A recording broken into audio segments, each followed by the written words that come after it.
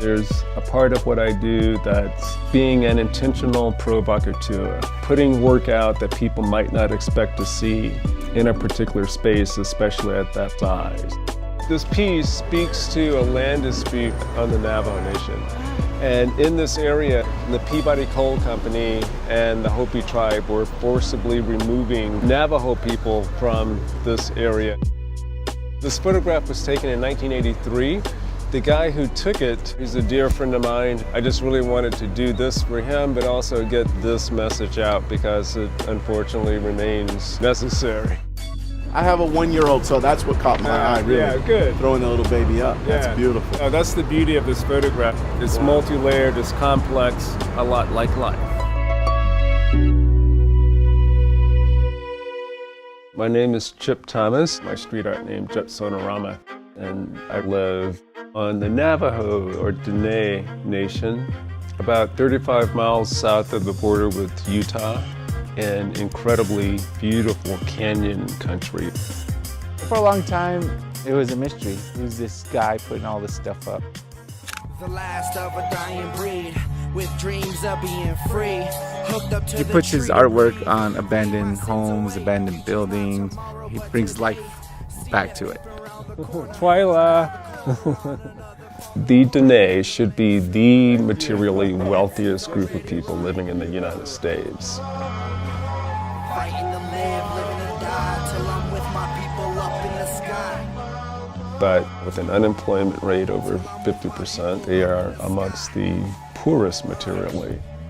And within that environment, I want to create work that reminds people of the beauty they've shared with me, over the past 30 years.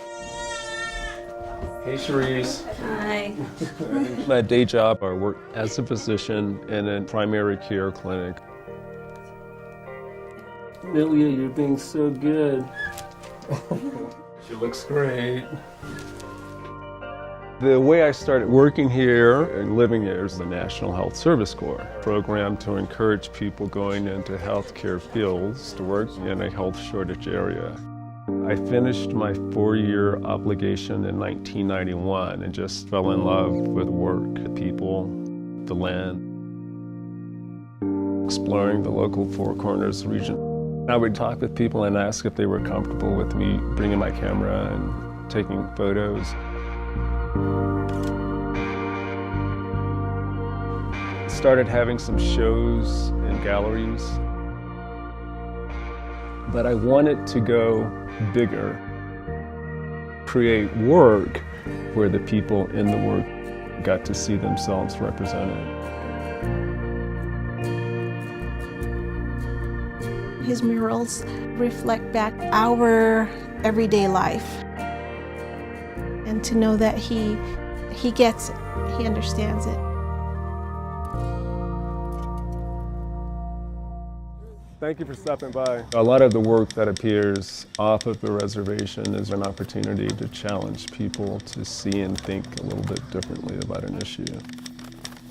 I was invited to take part in this show to bring awareness to the legacy of uranium mining on Navajo lands. The majority of the uranium that went into nuclear bombs, that ore came from this land. As early as the 50s, scientists, public health workers knew of the dangers of radiation exposure. Finally, in 1967, on the front page of the Washington Post, there was an article talking about the dangers of working with uranium.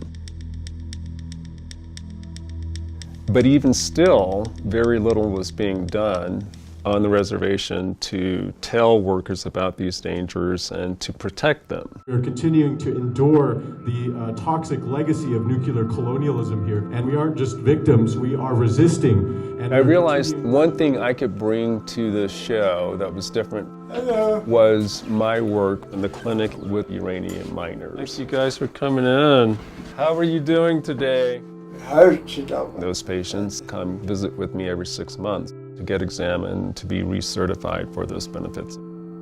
So I wanted to bring to this show some of those narratives.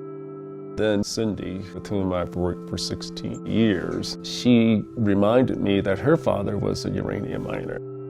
He worked close to 20 years in the mines, not knowing the effects years on down the road that this would have on them and us. He had good intentions to provide for his family, but the cancer that he was diagnosed with was directly related to working in the mines.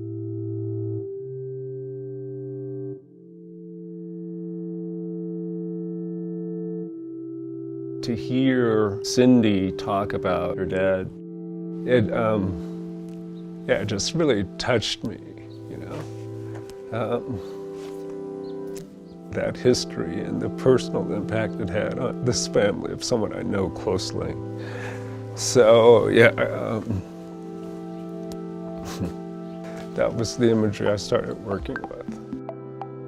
When I first saw Chip's piece, it brought tears to my eyes, really. To know that it's posted where it's at in Phoenix and then also just north of Flagstaff as well it's a humbling experience. And when I got there to the exhibition itself, it was breathtaking. For me, it's important to keep the memory alive for my children, my future grandchildren. I want them to know how my father helped us to become who we are today. Living here, seeing how many people realize they've not been treated fairly, but they still live in a way that honors creation, the earth. That example keeps me grounded. And I feel really fortunate to have found this means of expression through art